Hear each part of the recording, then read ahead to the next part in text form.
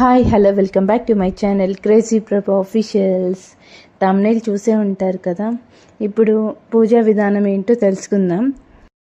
Video పూర్తి వరకు చూడండి, స్కిప్ చేయొద్దు. పూజ లేదా నోము చేసిన కలశ స్థాపనకు అత్యంత ప్రాధాన్యత ఉంటుందండి. కలశం అంటే కేవలం ఒక రాగి లేదా ఇత్తడి పాత్ర అయితే కాదు. అది ముక్కోటి దేవతలకు మరియు సాక్షాత్తు లక్ష్మీదేవికి ఆవాస స్థానం. మరి పూజా ఫలితం పరిపూర్ణంగా దక్కాలంటే ఏం చేయాలి, ఏమి చేయకూడదు అనేది మాత్రం ఈ వీడియోలో మనం తెలుసుకుందాం. మొదటిది ధ్యానపు పీఠం అండి.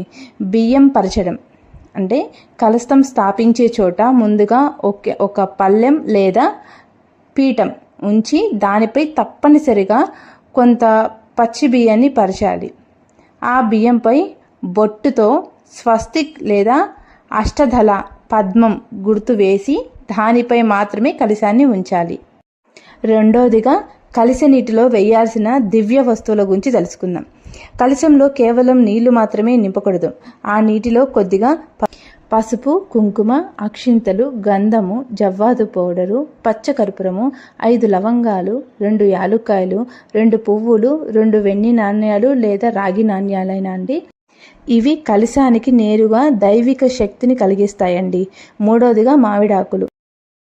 కలశం పైన 5 లేదా 9 మామిడాకులను అమర్చాలండి.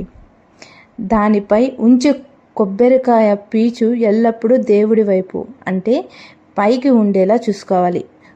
ఇప్పుడు కలశానికి కట్టే నూలు దారం గురించి తెలుసుకుందాం.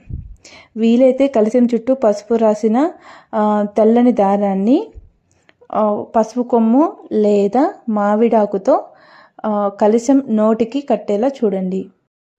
ఇలా చిన్న చిన్న నియమాలను పాటించి కలశ స్థాపన చేస్తే మీ పూజ పరిపూర్ణమై లక్ష్మీదేవి అనుగ్రహం మీ ఇంట్లో నిరంతరం ఉంటుంది. ఇప్పుడు పూజ చేసేటప్పుడు ఈ తప్పైతే అసలు చేయొద్దు.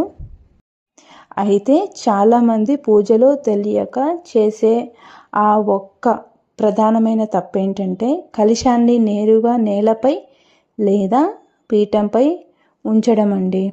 దేవి భాగవతం మరియు పూజా విధి శాస్త్రాల ప్రకారం కలశాన్ని నేరుగా నేలపై ఉంచితే ఆ పూజ యొక్క శక్తి, దాని యొక్క ఫలితం భూమిలోకి వెళ్ళిపోతాయి.